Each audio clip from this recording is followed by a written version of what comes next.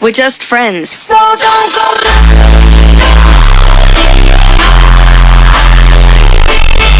28 years of age. Well, you don't need to go down the line if you hit it at 3,000 miles an hour cross court.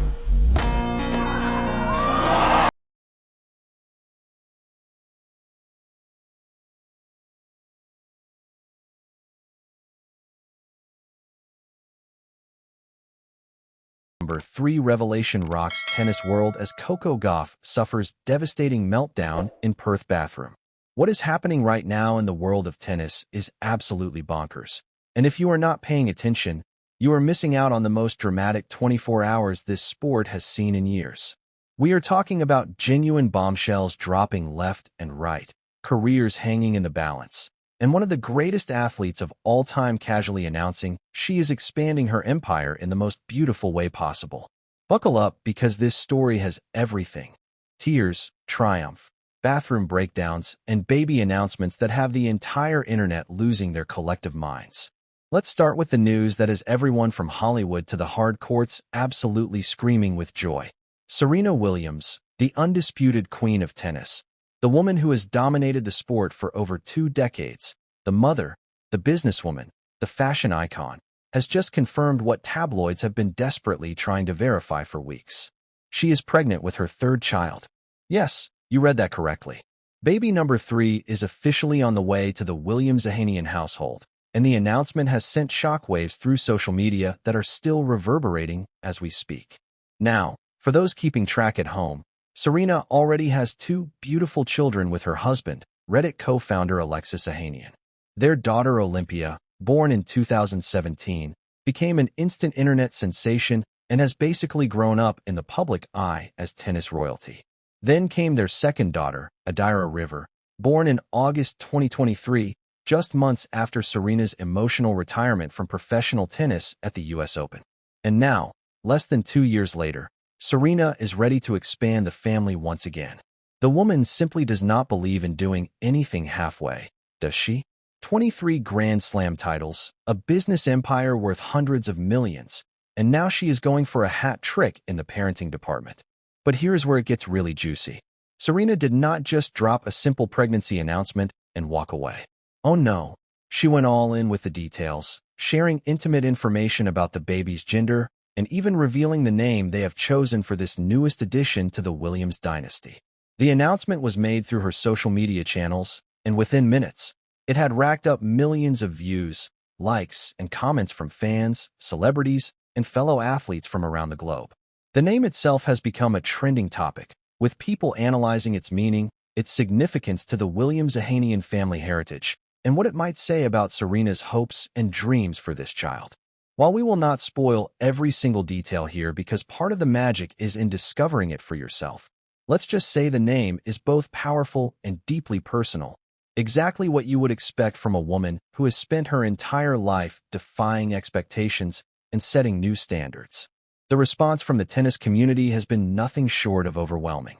Current players, retired legends, coaches, commentators, and fans have all flooded social media with messages of congratulations and support. But one message in particular has captured everyone's attention and perfectly encapsulates the passing of the torch from one generation to the next.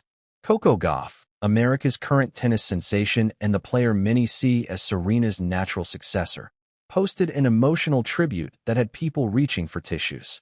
In her message, Koko described Serena not just as a tennis icon, but as a role model for how to balance athletic excellence with motherhood, business success, and personal fulfillment.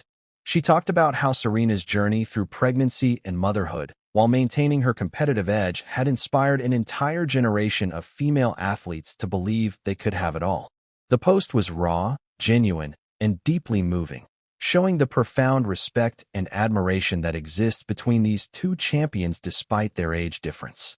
For Serena, this 3rd pregnancy represents yet another chapter in a life that has been nothing short of extraordinary. She has been open about the challenges she faced during her first pregnancy, including life-threatening complications after giving birth to Olympia that required emergency surgery and left her fighting for her life. She has spoken candidly about the difficulties of returning to elite competition while being a new mother, The judgment and criticism she faced from media and fans, and the physical and emotional toll of trying to chase Grand Slam number 24 while managing the responsibilities of parenthood.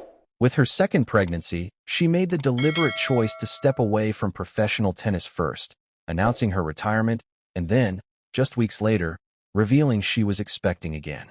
This time around, Serena is firmly in her post-tennis era, focused on her venture capital firm, her fashion line, her production company, and her growing family. She has the freedom to enjoy this pregnancy without the pressure of competition, without training schedules and tournament deadlines, and that sense of peace and joy is evident in everything she has shared about this announcement. But while Serena Williams is experiencing one of the happiest moments of her life, the current state of American women's tennis has been experiencing something considerably more turbulent. And that brings us to Koko Gauff, who just lived through what might be the most emotionally devastating week of her young career at the United Cup in Perth, Australia. What happened to Koko over the past few days is the kind of sporting drama that sounds too extreme to be real, the kind of roller coaster that reminds us why we love and fear competitive sports in equal measure. Koko Gauff walked into the United Cup with confidence and momentum. She was the world number 4. She had won all 6 of her previous singles matches in this team competition, and she was facing opponents who, on paper, should not have posed any serious threat. Her first match was against Spain's Jessica Bouzes Monero, a player ranked 42nd in the world. This was supposed to be a routine victory, a tune-up match before the real challenges began at the Australian Open in just a few days. But sports has a cruel way of humbling even the most talented athletes, and Koko was about to learn that lesson in the most brutal fashion imaginable. From the very first game, something was off. Koko's serve, which has been a source of concern throughout her career despite her incredible success, completely abandoned her. Double faults started piling up at an alarming rate. Her first serve percentage dropped to levels that would be unacceptable for a club player, let alone someone ranked in the top 5 in the world. She lost the first set 6-1, looking completely lost on the court, unable to find any rhythm, any confidence, any of the shot-making brilliance that has made her one of the most exciting players in women's tennis. The second set was a battle. Koko dug deep, fighting for every point, somehow managing to push it to a tiebreak, where she finally showed flashes of her best tennis and squeaked out the set. For a brief moment, it looked like she might turn this match around, that she had weathered the storm and would now impose her will on the match. But then came the third set, and what happened next will haunt Koko for a long time. She was completely dismantled. 6-0. A bagel. A golden set almost within reach for her opponent. It was a collapse of epic proportions, the kind of meltdown that raises serious questions about mental toughness, coaching strategies, and whether the pressure of being America's great hope in women's tennis is becoming too much to bear. When the match finally, mercifully ended, Koko was devastated. She walked off the court looking shell-shocked, her eyes red, her body language screaming defeat and confusion. What happened next has become one of the most talked-about moments in recent tennis history. In her post-match interview, Koko revealed that she spent an extended period of time just sitting in the bathroom after the loss, trying to process what had just happened, trying to understand how she had gone from winning the second set to losing 6 straight games without putting up any fight whatsoever. The image of one of the world's best players sitting alone in a bathroom stall, dealing with the emotional aftermath of such a crushing defeat, is both heartbreaking and incredibly humanizing.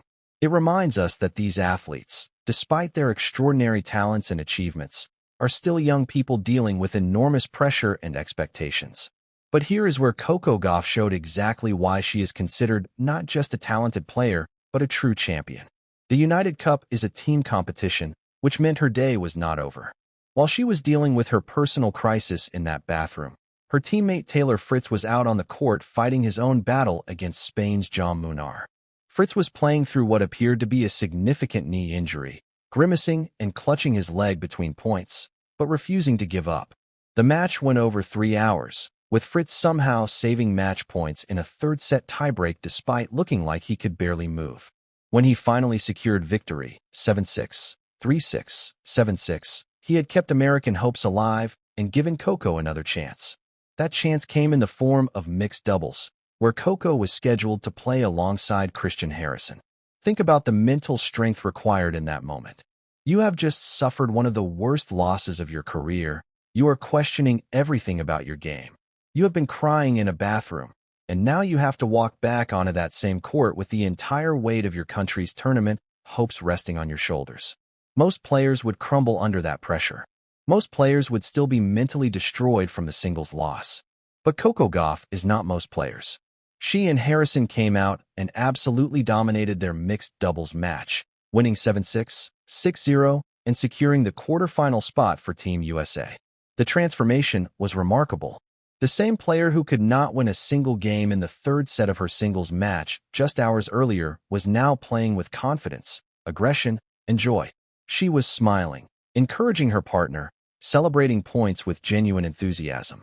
It was a masterclass in resilience and mental recovery, the kind of performance that separates good players from great ones. Yes, the singles loss was alarming and raises legitimate questions about her serve and her ability to handle pressure in crucial moments. But the way she bounced back in mixed doubles, refusing to let one defeat define her day or her tournament, showed the heart of a true champion. Meanwhile, in Sydney, another member of the tennis elite was having an absolute nightmare of his own. Alexander Zverev, the world number 3 and one of the favorites for the upcoming Australian Open, walked into his United Cup match against Poland expecting to dominate. His opponent was Hubert Hurkacz, a player who had not competed professionally since June due to knee surgery. 7 months away from the game. Most players need multiple warm-up tournaments and weeks of match play to get back to their best level after such a long layoff. Conventional wisdom suggested that Hurkacz would be rusty, uncertain, and vulnerable. Conventional wisdom was completely and utterly wrong. Hurkacz came out serving like a man possessed, blasting aces past Zverev at will, winning 6-3, 6-4 without ever really being threatened. The German star looked completely befuddled, unable to read Hurkacz's serve, unable to create any opportunities on return, and growing increasingly frustrated as the match went on. We saw the full Zverev meltdown experience, racket smashing, yelling at his coaching box, arguing with the chair umpire, the works. It was a shocking result that has completely changed the narrative heading into the Australian Open and raised serious questions about Zverev's mental state and preparation. For Hurkacz, the victory was vindication after months of doubt and rehabilitation. He admitted after the match that there were dark moments during his recovery when he wondered if he would ever play at the elite level again, when the pain and frustration made him question whether it was worth continuing. To come back from that uncertainty and immediately beat the world number 3 in straight sets is the stuff of sporting legend. His post-match interview was refreshingly honest and emotional, with Hurkacz saying he was trying to cherish every moment of being back on court because he now understood how quickly it could all be taken away. It was a beautiful reminder of why we love sports, why these moments of triumph over adversity resonate so deeply with fans around the world. And just when you thought the drama was over for the day, Poland's Iga Swiatek, the world number 1, had to close out the tie for her country. She faced Germany's Eva Liss, a player who should not have been able to compete with the current world number 1. But Swiatek dropped the first set, sending Polish fans into panic mode before finally settling down, finding her rhythm, and winning in 3 sets to seal the quarterfinal spot for Poland. Even the very best players in the world are not immune to the pressure and unpredictability of team competitions. So here we are, just days away from the Australian Open, and the tennis world is in absolute chaos. Serena Williams is glowing and growing, preparing to welcome baby number 3, while the sport she dominated for so long continues to provide endless drama and entertainment. Koko Gauff is showing both the vulnerability and the resilience that make her such a compelling figure, experiencing devastating lows and inspiring highs within the span of a few hours. Taylor Fritz is fighting through injury, raising concerns about whether he can last 2 weeks in a Grand Slam tournament. Hubert Hurkacz has risen from the dead to remind everyone that he is still a force to be reckoned with. Alexander Zverev's confidence has been shattered at the worst possible time, and Iga Swiatek is dealing with unexpected challenges even as the heavy favorite. If this is just the warm-up event, if this is just the prelude to the real action, then the 2026 Australian Open is going to be absolutely must-watch television. The questions heading into Melbourne are endless and fascinating. Can Koko Gauff fix her serving issues in time? Or will we see more devastating collapses on the biggest stage? Will Taylor Fritz's knee hold up? Or is he risking long-term damage by pushing through the pain? Has Hurkacz truly returned to his best form? Or was this just one magical match? Can Zverev recover mentally from such an embarrassing defeat? And perhaps most importantly, will Serena Williams make any surprise appearances in Melbourne to support American tennis while celebrating her pregnancy? The beauty of sports is that we do not know the answers to any of these questions yet. All we can do is watch, react, and appreciate the incredible drama that unfolds when the world's best athletes compete at the highest level. From bathroom breakdowns to baby announcements, from devastating defeats to triumphant comebacks, this week has given us everything we could possibly want from the world of tennis. Now we want to hear from you. What do you think about Serena's baby announcement? Are you worried about Koko Gauff's form heading into the Australian Open? Or do you think her mixed doubles performance shows she will be just fine? Do you believe Hubert Hurkacz is truly back? Or was this a one-off performance? Drop all your thoughts, predictions, and hot takes in the comments section below because we absolutely love hearing from you and debating all these incredible storylines. If you enjoyed this deep dive into the absolute chaos currently consuming the tennis world, smash that like button to let us know. Share this video with your tennis-loving friends who need to catch up on all the drama they might have missed. And if you have not already subscribed to our channel, what are you waiting for? Hit that subscribe button and turn on notifications so you never miss another moment of the incredible stories, shocking upsets, and heartwarming triumphs that make sports the greatest entertainment on earth. We will be back very soon with more coverage from the Australian Open. And trust us, you are not going to want to miss a single second of what is about to unfold in Melbourne.